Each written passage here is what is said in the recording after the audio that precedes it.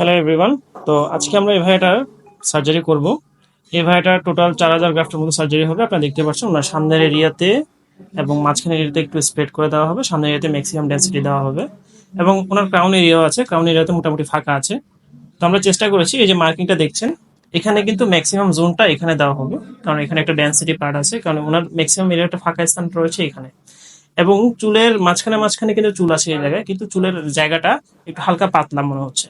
তাই আমরা এই জায়গাতে কিছু স্প্রেড করে চুল প্রতিস্থাপন করব এবং চুলগুলো, যে চুলগুলো আছে সেই চুলগুলো থাকবে, এর পাশাপাশি এর গ্যাপে গ্যাপে আমরা চুলগুলো বসাবো। এবং লাস্ট পার্ট হচ্ছে ক্রাউন। এই ক্রাউন পার্টে কিন্তু আমরা, যেহেতু একটা সার্কুলার এরিয়া, এখানেও কিন্তু ভালোই চুল লাগবে ওনার। তো দেখা যাক। এটা হলো আমরা মার্কিং সেশন, এই এরিয়াতে আপনার মোটামুটি চুলগুলো এবং ডিজাইনিংটা হবে। আশা করা যায় ওনার 6 মাস পরে ভালো একটা রেজাল্ট পাবে। তো আমরা, এটা হচ্ছে মূলত ফার্স্ট পার্ট অফ সার্জারি। পরের পার্টগুলো আপনারা আর ধাপে ধাপে দেখতে পাবেন।